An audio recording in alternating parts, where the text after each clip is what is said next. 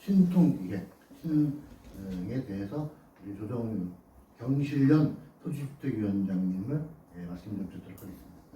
네, 안녕하세요. 소개받은 경실련에 활동하고 있는 조정은 방정평가사입니다. 저는 얼마 전에 정의당에서 이제 윤석열 정부 1주년이라고 해서 이제 주거 부동산 정책을 평가하면서 공공임대주택 정책에 대해서 이제 조금 더 이렇게 좀 자세하게 같이 평가를 좀 해달라 그런 요구를 받아서 거기 토론회도 갔다 왔었거든요. 근데 정말 지금 말씀하신 얘기를 들으면서 제가 이렇게 좀 그때가 떠올랐는데 한 게 아무것도 없어서 공공임대주택 정책을 찾아봤는데 아무것도 없더라고요, 정책이. 예, 그래서 이제 오세훈 시장 정책에도 노동이 아무것도 없다 이렇게 말씀을 드리니까 그때가 떠오르더라고요. 그래서 저도 그때도 정말 저도 뭐 사실 뭐 정책 연구자나 이런 사람은 아니라서 뭐 제 일하면서 뭐 이제 이렇게 활동하고 그러는 입장이라서 제가 뭐 계속적으로 이렇게 뭐 정책을 좀 연구하고 모니터링하고 이런 상황은 아닌데 이번 자료를 준비하면서 윤석열 정부 정책이 얼마나 그 청년들과 이제 저소득층 뭐 이런 주거복지 이런 부분이 빠져 있고 예산이 많이 깎여 있고 뭐 이랬는지 이런 걸 좀 다시 한번 좀 확인할 수 있었고 이번에 또 그 오세훈 시정 2년인지도 사실 전 잘 몰랐어요. 언제 선거를 했더라 막 이러면서 이제 자료를 찾아보면서 1년 된 거 아닌가 막 이랬더니 이제 2년이더라고요. 재선을 또 하셔가지고 이번에 그래서 2년이었구나 이러면서 이제 막 찾아봤는데 저는 서울에 제가 이렇게 살고 있으면서도 제가 야 이렇게 어마어마한 정말 정책을 막 지금 하고 있는데 이거를 잘 몰랐다는 사실을 정말 저도 너무 놀랐고 이게 진짜 지금은 이제 부동산 경기가 상대적으로 좀 위축돼 있다 보니까 이제 이슈가 안 되는 것 같아요. 옛날에 이제 박원순 시장 시절에는 여의도 뭐 마포 통합개발 용산인가 용산 마포 여의도 뭐 통합개발인가 이거 한번 나오고 나서 막 난리가 났었잖아요. 근데 지금 그거보다 더 막 어마무시한 정책들이 지금 2년 내내 지금 막 폭탄으로 나오고 있는데 상대적으로 관심이 없으신 거예요. 지금 이게 별 파급이 없다 보니까 그래서 정말 너무나 걱정스러웠고 신통기획 뭐 이제 말씀하시니까 저는 말만 들었지 이렇게 막 무차별적으로 규제를 다 풀고 막 이런 내용인지 잘 몰랐는데 이번에 이제 이번 참에 좀 정리를 잘 하게 됐습니다. 저도 너무 좋은 기회를 주셔서 너무 감사드리고요. 그리고 이제 제가 이 정책을 보도자료를 이제 시장 취임 이후에 2021년 4월 달에 이제 취임을 하신 이후에 부동산 정책을 쭉 정리를 해보다 보니까 이게 어떤 게 떠오르냐면 그 이제 기획부동산이나 부동산 개발업자들이 이제 하는 그런 작업 방식이 있어요. 근데 그거하고 되게 비슷한 거예요. 정말 정부가 업자구나 막 이런 생각이 좀 들었었거든요. 이제 어떤 거냐면은 저희 사무실에 이제 이것도 한 2, 3년 정도 된 것 같은데 이렇게 맹인 눈이 안 보이시는 맹인 할아버지가 그 부인하고 이렇게 같이 손을 꼭 잡고 이렇게 지팡이를 짚고 오셨어요. 근데 이제 뭘 물어보러 오셨냐면 그 매매 계약서 이렇게 한자로 써 있는 매매 계약서가 한자로 이렇게 써 있는 뭐 계약서를 이렇게 들고 오셨는데 이제 이거를 그 개발업자가 찾아와서 여기다 도장을 찍으라고 그래서 자기는 내용을 잘 모르고 도장을 찍었다는 거예요. 근데 이게 지금 찍어도 되는 거 맞냐? 그러면서 이제 물어보러 오셨는데 이제 저희 사무실이 양천구 그 신정동에 있는데 거기가 이제 그 신월동 뭐 이제 또 화곡동 뭐 이런 그 주거지 약간 좀 중저가 주택이 좀 몰려 있는 그런 주거지랑 가까운 지역이에요. 그러다 보니까 이제 그 할아버지가 갖고 계시는 집이 주택이 이제 낡은 단독주택인데 거기가 뭐 개발도 안 되고 뭐 이렇게 좀 구릉도 있고 막 그래가지고 이제 이렇게 막 개발이 되는 동네가 아닌데 부동산 붐이 막 일어나면서 개발업자들이 막 여러 가지 뭐 종류의 주택 사업을 막 추진을 하는 거예요. 그러면서 이제 매매 계약서를 자기들도 이제 무슨 개발 사업을 하고 뭐 이렇게 하려면 땅을 확보해야 되니까 그게 이제 어떻게 보면 좀 지역주택조합들이 이제 수법이거든요. 그래서 땅 확보해야 되니까 이제 이분들이 토지를 확보하기 위해서 매매 계약서를 써놓는데 거기에는 그 원래 주택의 가격이 사실 뭐 한 공시지가로 따졌으면 제가 정확하게는 기억이 안 나지만 한 2, 3억이나 나왔을까 말까 하는 그런 그런 지역이었고 아마 뭐 이제 팔기는 한 5억을 받고 팔 수 있을까 없을까 막 갸우뚱 뭐 이런 지역이었는데 매매 계약서에는 7억이라고 적혀 있었어요. 그러니까 이제 이 할아버지는 뭐 굉장히 빼곡하게 막 이렇게 자세한 계약 내용들이 적혀 있는데 그 내용을 잘 모르시고 그냥 이제 7억을 주는 건가 보다 여기다 도장 찍으면 그런 줄 알고 이제 도장을 찍으신 거죠. 근데 제가 나중에 이렇게 살펴봤더니 굉장히 매도자한테 불리한 그런 조건들이 막 많이 주렁주렁 달려 있는 거예요. 계약금도 당장 준다는 것도 아니고 언제 될지도 모르는 그 사업이 만약에 되면 그때 주겠다. 그게 또 언제 그리고 또 뭐 다른 사람한테는 얘기하면 안 되고 뭐 하여튼 뭐 맘대로 네 맘대로 팔아도 안 되고 맘대로 임대차 계약도 해서는 안 되고 뭐 하여튼 엄청 이제 매도자한테 불리한 그런 계약들이 막 주렁주렁 달려 있는데 뭐 글씨 깨같이 써 있으니까 뭐 할아버지가 뭐 할머니가 뭐 아무리 글씨를 읽으실 수 있어도 그게 일반인들도 그게 해석이 안 되는 내용이란 말이에요. 그래가지고 이제 이분들은 사실 어떻게 보면 전 재산이고 자기 전부나 마찬가지인 그런 주택인데 7억을 준다고 하니까 덜컥 도장을 찍으신 거죠. 그러니까 이제 그런 어떤 막 그 주택을 하나 갖고 있는 분들의 그런 절박한 심정 막 그런 걸 이용해서 이제 너 자산을 불려주겠다 부동산으로 돈 벌 수 있게 해주겠다 7억을 받을 수 있게 해주겠다 이제 이런 심리를 자극하는 거예요 그게.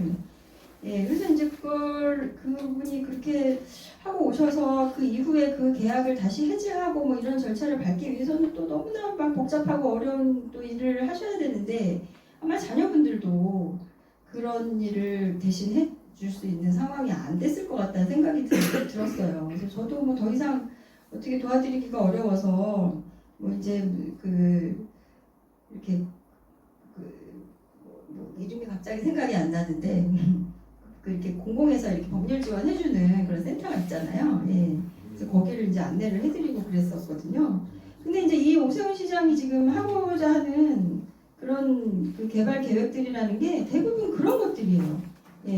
주로 이렇게 이분이 아마 4월 8일에 취임한 이후에 가장 바로 얼마 되지도 않아서 4월 21일에 바로 재개발, 재건축 정상화를 위한 사전 조치 시행 이렇게 해가지고 안전진단 규제 완화하고 신속하게 주택을 공급하겠다 이런 정책을 이제 발표를 했습니다. 그런 걸 보면 이제 그런 우선 토지를 뭐 이렇게 주택이든 토지든 아주 작은 것이라도 하나를 갖고 있는 이런 분들의 어떤 그런 기대 심리를 계속 자극하고 그래서 이제 그걸 가지고 또 뭔가 자신의 이렇게 돌파구를 만들고 그러다 보면 결국은 그래서 그 주민들끼리 또 막 이렇게 다툼이 일어나게 만들고 그런 이제 여기저기 지금 막 이 오세훈 시장의 정책이 지금 신통기획이라는 이름으로 해가지고 지금 이제 만들어놓은 지역들이 한두 군데가 아니에요. 근데 이제 이런 게 막 지정이 되고 막 주민들끼리 이제 뭐 협의체가 되고 막 이러다 보면 그런 기대감이 높아지는 거예요. 그래서 이게 근데 쉽게 꺼지지가 않아요. 이걸 결국은 실체를 알게 되기까지는 너무나 많은 시간이 걸리고 지금도 사실 뭐 이제 문재인 정부에서도 계속 공급이 부족해서 주택 가격이 올랐다 뭐 이런 걸 거의 무슨 주문처럼 계속 외웠는데 지금 부동산 경기가 이렇게 다 싹 사그라들고 나니까 지금 공급이 부족한가요? 공급이 부족해서 주택 가격이 과연 오른 게 맞나? 그럼 그때는 공급이 부족해서 그럼 주택이 그렇게 가격이 올랐던 건가? 막 이런 생각이 지금 들지 않습니까? 근데 그런데도 지금 이제 윤석열 정부 정책이나 오세훈 시장 정책을 보면 일관되게 계속 재개발, 재건축을 추진하겠다고 정상화라는 이름으로 사실상의 규제 완화 그런 내용을 지금 계속 담고 있는 이런 정책을 발표하고 있고요.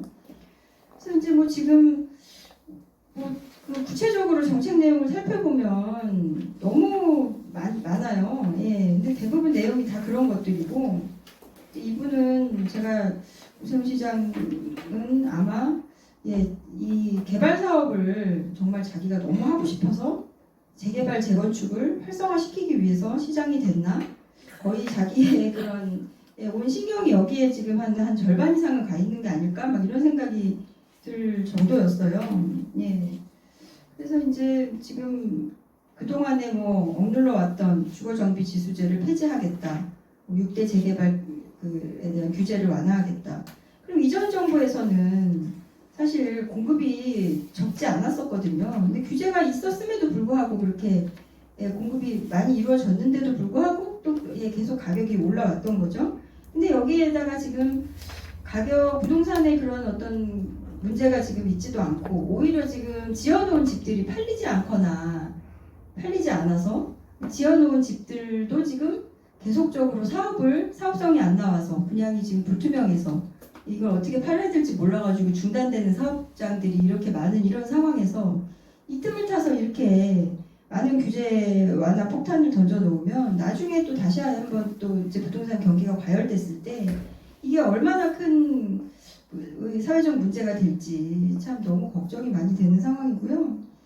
그래서 지금 뭐 또 특히나 뭐 이제 여기에도 보면 민간 지금 뭐 신통기획이라는 이름으로 바뀌었는데 처음에는 보니까는 취임 당시에는 신통기획이라는 이름이 아니라 공공기획이라는 이름으로 이제 시작을 했었더라고요. 이 정책을 재개발 재건축을 규제 완화하는 정책 이름이 공공기획이라는 정책이었는데 참 제가 윤 정부나 오세훈 시장의 그런 정책을 보면 제목하고 내용이 안 맞는 부분이 굉장히 많아요. 예, 그래서 임대차 시장 안정화 이렇게 해놓고서 내용을 살펴보면 이제 다주택자에 대한 이제 세제를 완화해주는 내용이고, 예, 그리고 무슨 재작년에 이제 지하주택 침수로 인해서 이제 피해가 발생했을 때도 주거 취약계층에 대한 문제를 해결하겠다 뭐 이렇게 이제 발표는 했는데 구체적인 내용을 살펴보면 이제 그런 취약한 주거지를 없애는 재개발을 활성화해서 규제를 완화해서 재개발을 활성화하겠다 이런 내용이에요.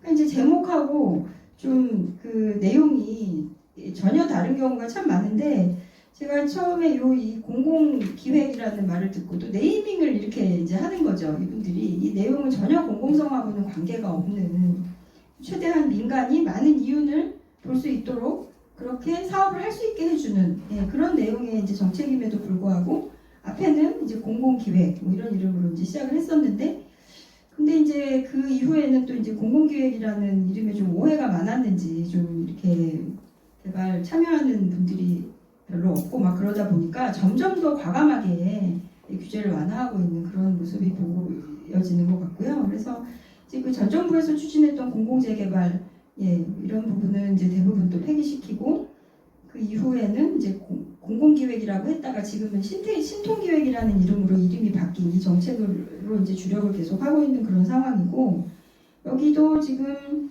이제 작년에 보니까는 뭐 21곳인가 24곳인가 뭐 이렇게 해가지고 확정을 했다가 올해는 또 다시 추가로 또 20몇 곳을 또 이제 지정을 했고 그 이후에는 원래 이게 막 개발이 막 이렇게 막 무분별하게 이루어지면 이제 전월세 문제도 생기고 또 이제 이렇게 대체주거지 문제도 생기고 그러다 보니까 연간 공모 사업으로 진행을 했던 것을 요즘에는 아예 그냥 다 그것까지 다 풀어가지고 상시적으로 언제든지 신청할 수 있도록 그런 정책까지 지금 내놓고 있고요. 그리고 이제 지금 내용을 보면 또 이제 뭐 이렇게 저층주거 지역이나 뭐 이런 부분에 대한 개발도 있지만 그 한강변에 붙어 있는 이분은 좀 한강에 대한 좀 집착이 있으신 것 같아요. 제가 보니까 한강 프로젝트 이래가지고 이제 말씀 많이 하시긴 하시던데 한강변에 붙어 있는 그런 아파트들을 한강하고 같이 연계해서 개발하고 그렇게 개발하면 용적률을 더 많이 해주고 많이 주고 또 층수를 높여주겠다. 뭐 이런 내용들이 또 이제 많이 들어가 있어요. 내용을 보면 그래서 이제 좀 작은 규모의 그 주거지나 좀 저층 주거지나 이런 주택의 경우에도 또 용적률을 조금씩 이렇게 높여주는 그런 정책을 펴면서 여의도라든지 뭐 저기 반포라든지 뭐 이런 지역 같은 경우는 정말 너무나 과감하게 용적률을 올려주고 500%까지 뭐 이제 올려준다든지 뭐 이런 내용도 있고 또 어디였지? 그 반포 이구역 같은 경우에는 여의도 같은 경우에는 300%에서 일반 상업적 600%까지 용적률을 상향해주겠다 이런 내용도 있어요. 제가 정말 너무 놀랐습니다. 근데 이게 뉴스에 안 나온다는 거예요. 이게 보면 올해 23년 1월달에 이제 나온 서울시 보도자료인데 이게 제가 이렇게 부동산 뉴스를 그래도 뭐 꼼꼼하게 보는 건 아니어도 이렇게 대충 이렇게 보긴 하는데 예, 여의도 용적률을 이렇게 2배씩이나 올려주는 이런 계획을 서울시에서 발표한 내용이 별로 이슈가 안 됐던 것 같아요. 제가 눈에 안 보였던 거 보면. 예, 그리고 또 뭐 수면 특화 단지 또 이래가지고 한강변 침수를 완화해주면서 이제 그 수변 특화 디자인을 적용하는 경우에는 50층 이상으로 또 초고층으로 허용을 해주겠다. 뭐 이런 내용도 있고. 그러니까 주로 보면 작은 규모의 저층 개발 그 주거지보다는 지금 한강변에 붙어 있는 그런 뭐 이렇게 고급 주택지, 기왕 원래부터 좀 비쌌던 단지 이런 단지들을 중심으로 더 많은 혜택을 약간 뭐 이제 그 기존의 저층 주거지는 약간의 혜택을 주면서 이쪽에는 정말 많은 혜택을 주는. 그러니까 어떻게 보면은 이제 나머지 그 저층 주거지에 있는 시민들이 오세훈의 이런 개발이 잘 됐을 때 내가 좀 부자가 될 것 같고 막 앞으로 좀 잘 되면 나도 이렇게 좀 뭔가 좀 생기는 게 있을 것 같고 그러니까 만약에 종전의 용적률이 한 170%였는데 한 190%를 올려준다든지 그러면 사업성이 약간 높아지니까 자기에게도 왠지 이득이 될 것 같단 말이에요. 그러면서 이제 오세훈의 이런 어떤 신동기획을 막 지지하게 만드는데 사실상 알고 보면 여기가 아니라 나머지 다른 지역들 뭐 여의도나 뭐 이제 반포나 예, 뭐 이런 데는 더 많은 용적률을 몰아주는 그러면서 이제 사람들이 눈을 가리는 그러니까 저는 이런 정책 내용을 보면서 정말 그 개발업자들이 사람들의 그런 아주 자기가 갖고 있는 그런 자산에 정말 매몰될 수밖에 없는 그런 심리를 이용해서 모든 사람을 다 이런 어떤 개발의 그 소용돌이로 휘말리게 만드는 이런 정책을 참 사람들이 좀 심리를 잘 이용해야 한다고 해야 될까? 뭐 좀 그런 생각도 들었고 그런 정책이 좀 위주라는 부분이 좀 우려스러운 생각이 들었고요. 예, 그리고 이제 여기도 지금 뭐 신속통합계획 패스트트랙 뭐 이래가지고 아주 빠르게 추진하겠다. 지금 근데 사실 주택 공급이 그렇게 빠르게 필요한 상황인가요? 주택 공급이 지금 부족한 상황인가요? 지어놓은 주택도 지금 다 소화를 못하는 이런 상황에서 이렇게 빠르게 추진하겠다고 하면서 지금 뭐 정비사업 코디네이터 뭐 이런 제도를 또 통해가지고 주민과 직접 소통해서 주민 의견을 상시적으로 계획에 반영해서 피드백을 하고 있다. 이런 얘기를 하고 있는데 사실 여기서 말하는 주민은 대부분 어떤 주민이겠어요? 여기 그 저층주거지나 노후주택지에 살고 있는 사실 거주민이나 임차인이 아니라 사실 소유자입니다. 대부분은 땅을 많이 갖고 있는 분들 그리고 이제 뭐 이렇게 자산을 많이 갖고 있는 분들 이분들하고 협의하다 보니까 당연히 자산 소유자들에게 더 유리한 정책이 나올 수밖에 없고 그런 정책으로 계속 집중이 될 수밖에 없는 그런 구조로 지금 계속 몰아가고 있는 것 같습니다.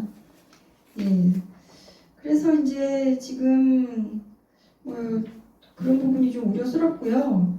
그리고 이제 이게 신속통합 기획을 막 이렇게 무분별하게 서울시에 이렇게 확대하고 있는 그런 내용을 보면서 제가 그 옛날에 그 MB 때도 뉴타운이라고 해가지고 이제 이렇게 서울시를 전체를 다 들쑤셔가지고 이제 막 개발사업지로 만들어놓은 그 정책이 다시 한번 또 떠올랐고, 거기 뉴타운의 2탄이 아닌가 이런 생각이 또 들었고, 또 한강 르네상스의 또 그 2탄이 아닌가 아까 말씀하셨던 무슨 한강 무슨 프로젝트죠? 그레이트 한강 프로젝트. 그러니까 정말 사람이 정말 바뀌지 않는구나 이런 생각이 많이 들었습니다. 그리고 이제 그러면 정말 서민이나 그 청년이나 뭐 이런 분들을 위한 주거 대책이 뭐가 있나? 지금 전세 사기 문제로 너무나 지금 시끄럽고 많은 이제 서민 청년들이 피해를 보고 있는 이런 상황인데 제가 서울시 그 홈페이지하고 뭐 보도 자료를 좀 찾아봤는데 청년이나 서민을 위한 주거 대책의 부분은 좀 찾기가 어려웠어요. 이제 아주 이제 소소한 부분, 뭐 전세 사기 피해 상담 센터, 지원 센터를 운영한다든지, 뭐 센터는 지금 만들어서 좀 운영하는 곳이 한두 곳이 아닙니다, 사실. 센터만 만들어 놓고 제대로 된 지원책이 지금 나오지 않는 게 되게 문제인데, 뭐 센터 정도 만들어 놓고, 또 그리고 이제 또 청년 신혼부부를 위한 전세자금 신규 대출 한도를 확대해 주는 거를 이제 지금 이제 대책이라고 지금 만들어 놓고 있는데 어떻게 보면은 지금 이 전세자금 대출을 너무 무분별하게 확대하는 것이 전세 사기의 또 원인일 수도 있다는 진단이 많이 나오고 있습니다. 그래서 대출을 만약에 이렇게 해주지 않았으면 전세 가격 자체가 이렇게 올라가지 않았을 거고 또 이제 대출을 해줬는데 임대인이 보증금을 돌려주지 못한 그런 책임을 갖다가 임차인에게 모두 이렇게 다 부담시키는 좀 이런 좀 문제 있는 구조인데 여기 그거에 대한 얘기는 하나도 없고 지금 이제 더 대출을 많이 해주겠다는 그런 정책을 지금 지금 전세 사기에 대한 대책이라고 지금 내주고 있고요. 그리고 뭐 역세권 청년주택 이걸 뭐 청년 안심주택으로 변경해서 지금 운영하겠다. 그래서 여기도 뭐 사업자에게 건설 자금을 또 더 지원해주겠다. 뭐 이런 정도의 정책이고 또 아까 이제 말씀드렸던 것처럼 그 침수 우려 있는 반지하 주택이 많이 있는 그런 사업지는 재개발을 좀 원활하게 해주겠다. 뭐 이런 얘기가 있고 또 매입 사업을 지금 이제 서울시에서 하고 있는데 이것도 아마 쉽게 되기는 어려울 거예요. 왜냐하면 이렇게 재개발 그 정책을 남발하고 있는 이런 상황에서 소유자분들이 반지하 주택이라도 그냥 하나 갖고 있는 분들이 내 재산이고 이게 내 전 재산이고 내 자산이거든요. 근데 이거 어떻게 싸게 팔 수 있겠어요?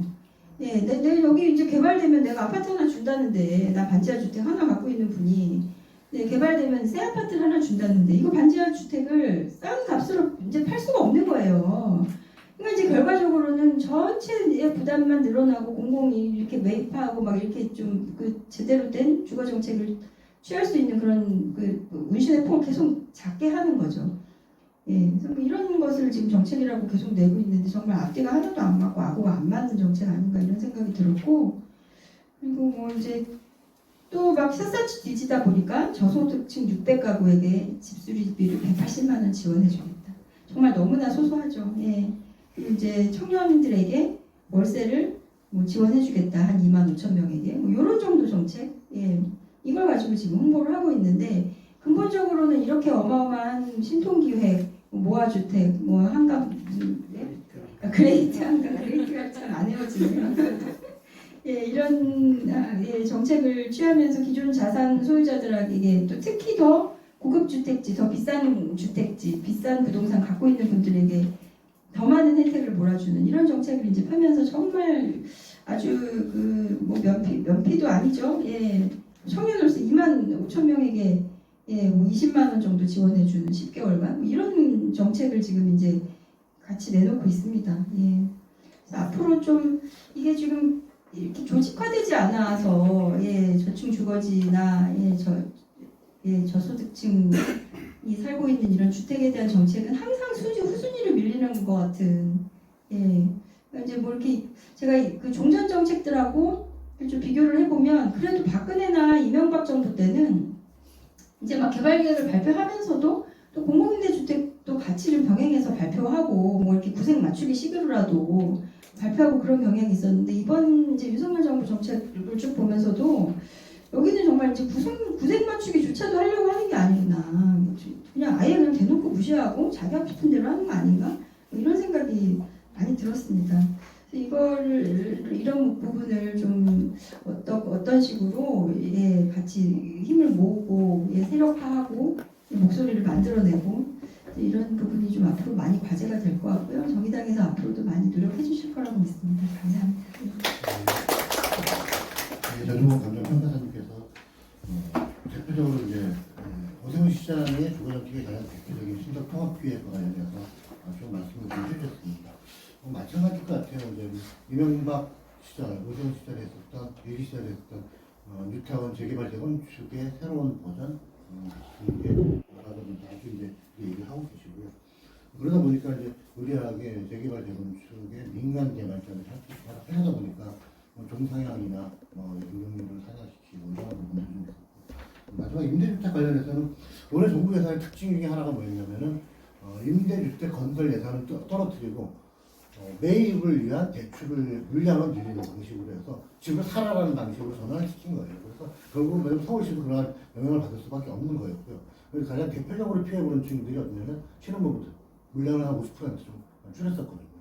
건설 물량. 그렇게 윤석열 정부의 주거 정책이 오세훈 시장으로 오세훈 서울시장으로 이어지는 것이다라고 생각을 합니다. 다음 여기에 대해서 이원호 의원께서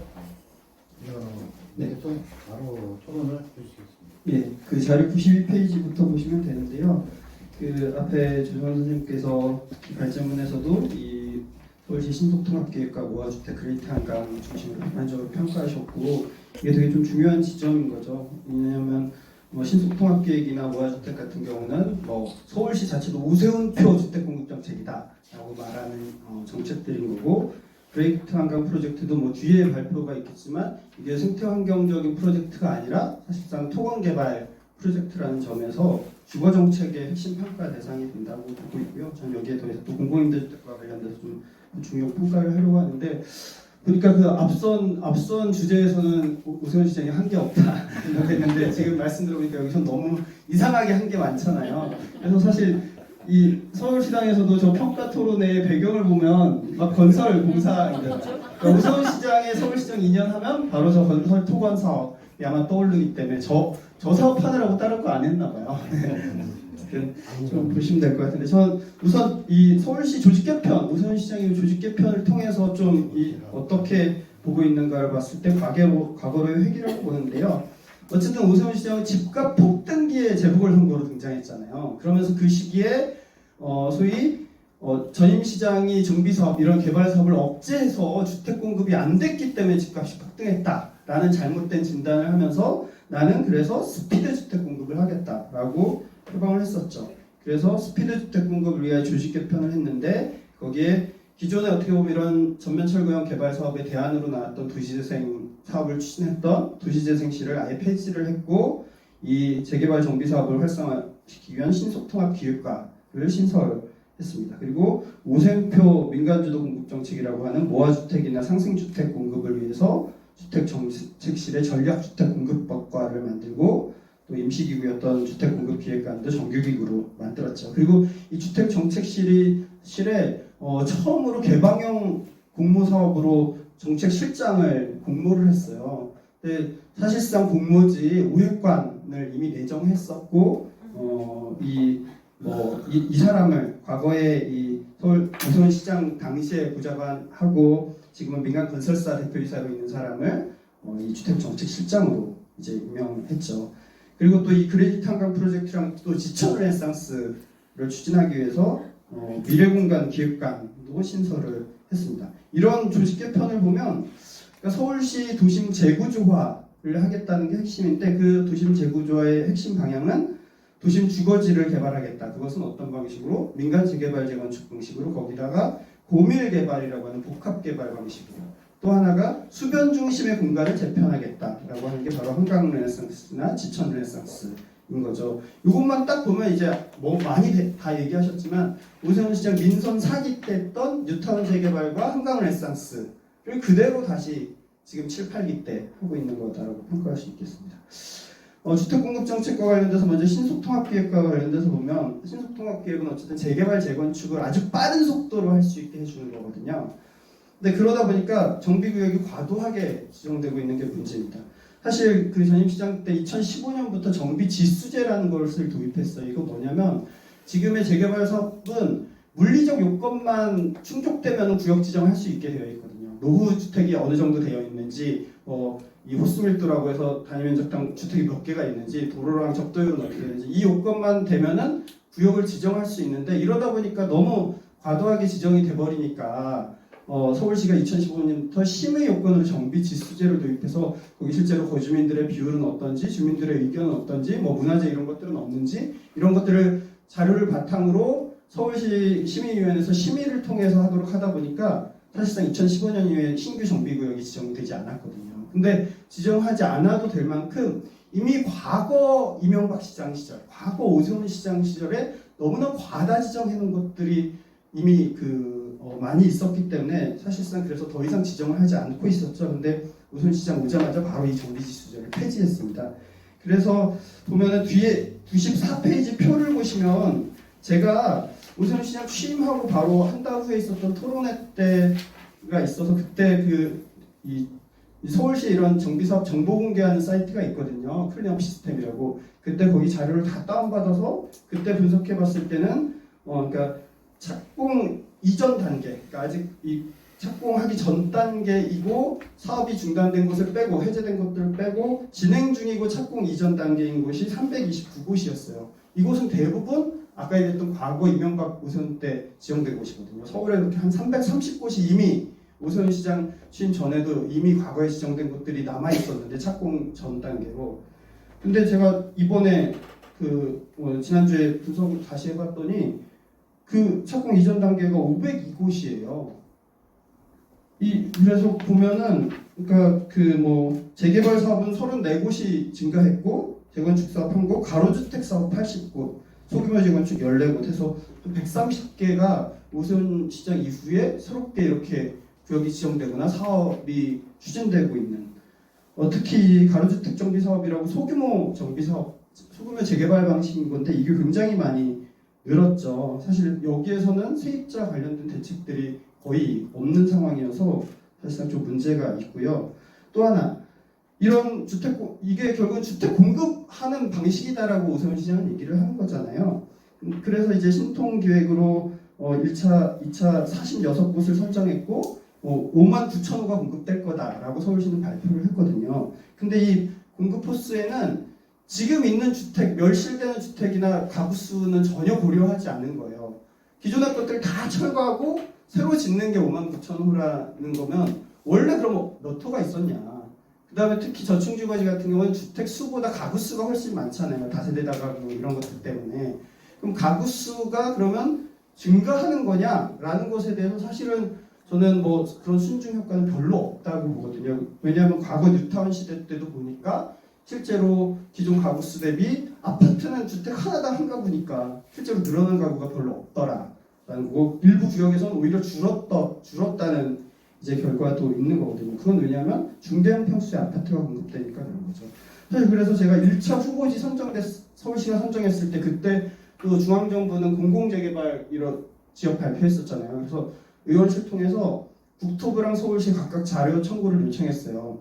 자꾸 여기가 공급 호수만 얘기하는데 기존의 주택수나 가구수가 어떻게 되느냐, 그럼 비교해야지 얼마가 늘었는지를 알 수 있잖아요. 근데 국토부는 기존 가구수, 세대수 얼마인지 자료를 제출했어요. 근데 서울시는 관련 데이터 없다라고 하면서 제출을 안 한 거예요. 그러니까 기존에 10집이 있는데 15집 졌다고 우리가 공급이 15집 늘어났다고 할 수 없잖아요. 5집만 늘어난 건데 서울시는 이제 기존 건 전혀 무시하고 새롭게 공급될 것만 발표하고 있다. 그래서 저는 되게 공급도 뻥튀기 하고 있다. 그리고 어쨌든 또 이 다수의 세입자들이 이주대책에서 배제되는데 세입자 대책 기준일은 최초 정비구역 지정일부터 계속 거주한 분들이 대책 대상이 되는 거거든요. 근데 지금 서울시 재개발 사업장 중에 그러니까 철거 직전 단계 관리처분인가나 사업시행인가 있는 곳이 42곳이더라고요. 여기를 봤더니 최초 구역 지정일이 다 한 곳 빼고는 다 10년 이상, 한 곳도 9년. 그러니까 세입자가 10년 이상 거기 살았어야만 세입자 대책 대상이 되는 거예요. 근데 사실 대부분의 다수의 세입자들은 무대책 상황에서 축출되고 있다라는 거고, 특히 앞선 94페이지 표도 보시면 재개발보다 이제 재건축이 훨씬 더 많거든요. 그리고 앞으로는 더 재건축이 많아지겠죠. 이게 사실 워낙 이 용어들이 어렵다 보니까 재개발은 이제 우리 일반 주택지, 단독주택지, 노후주택지를 개발하는 방식이 주로 재개발이고, 재건축은 아파트나 연립 같은 공동주택 개발하는 건데, 근데 재건축은 법적인 세입자 대책이 없습니다. 아직까지.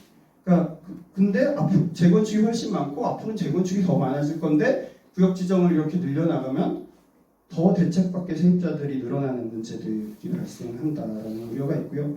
정비구역의 사실 70% 이상이 세입자이거든요. 그런데 이런 세입자들에 대한 대책은 미비하거나 대부분 배제되는데 구역 지정을 이렇게 남발하고 있으면 이건 과거와 같은 어준이 축출과 갈등을 더 키운다. 특히 앞서도 말씀하셨지만 2층 부동산 경기 하락기잖아요.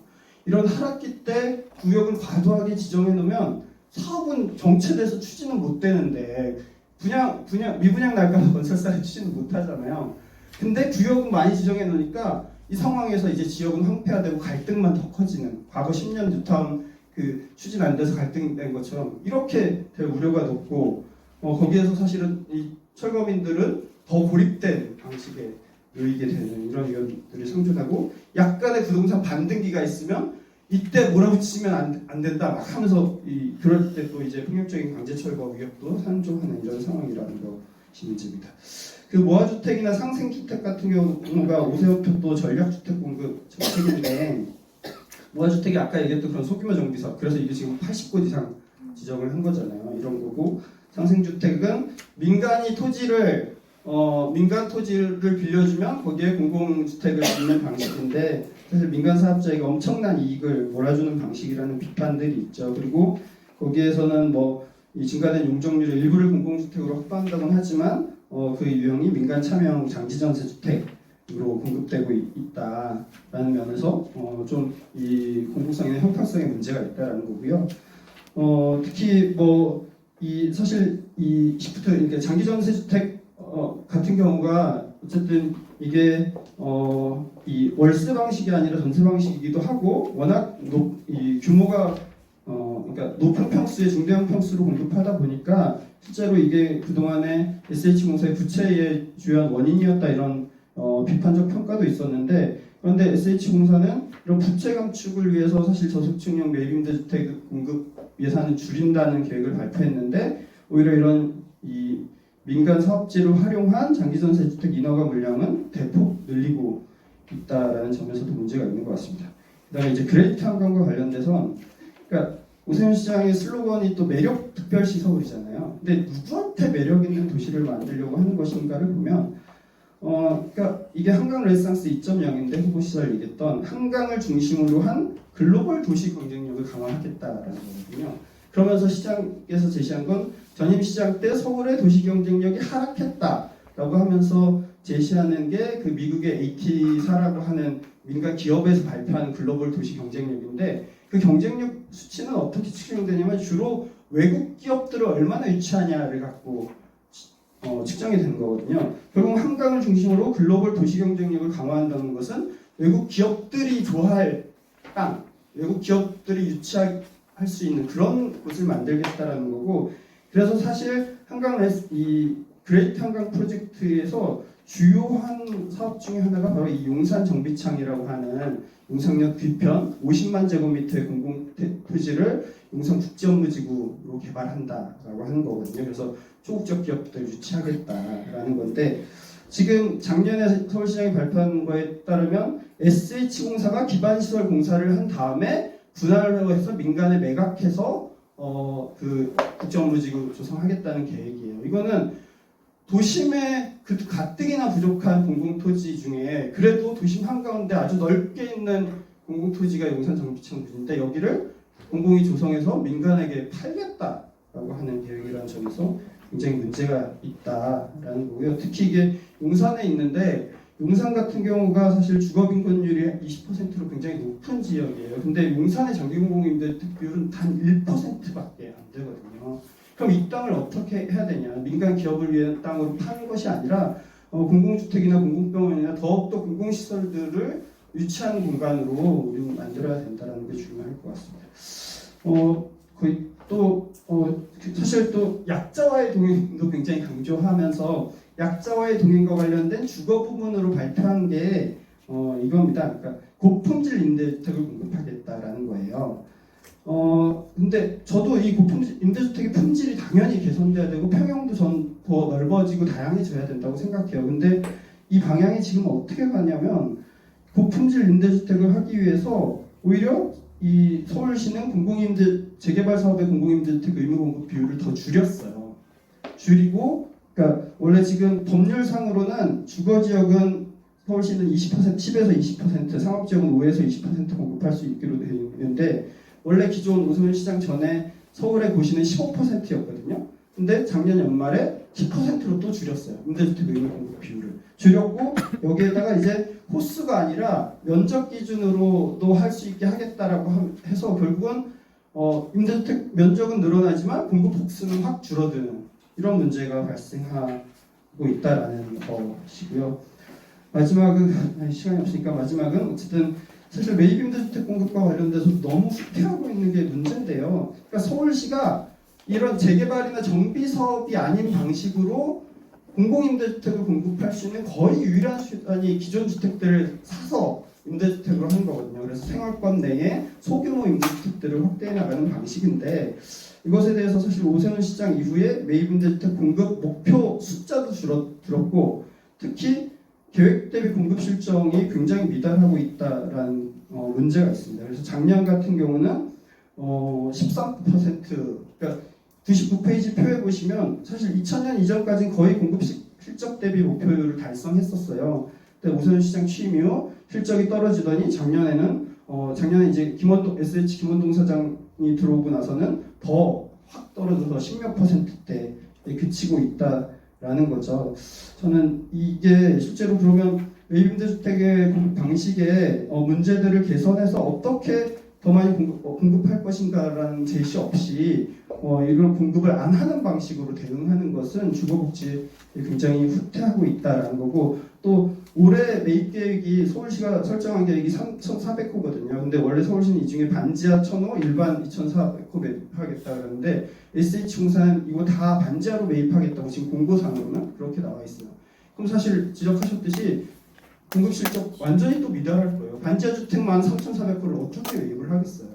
그래서 저는 굉장히 올해 작년도 실적이 나빴지만 올해도 엄청 실적이 떨어지겠다 이런 우려들이 있습니다. 그래서 네, 이런 문제들. 근데 서울은 어쨌든 유일하게 세입자 비율이 높은 도시가 서울입니다. 그러면서 특히 서울의 공공임대주택 같은 경우는 공고 날 때마다 정말 수십 대일 수백 대일 경쟁률을 보이거든요. 이와 관련돼서 지금 이런 정비사업 방식으로 이 저렴주택 줄이고 공공임대주택을 공급은 안 하고 이런 방식으로 하는 건 굉장히 좀 문제가 있다라고 보여집니다. 네, 이상입니다. 네, 그렇습니다. 오세훈 시장의 주거정책 한마디로 과거의 회기라고 있는 말씀을 하셨고, 신사통합 계획이나 노화주택, 상생주택과 관련해서 비판적 입장에서 많이 검토했고 부족했던 부분들, 공급임대주택 줄이는 문제나 매입임대주택 공급 후퇴에 대해서 좀 신랄하게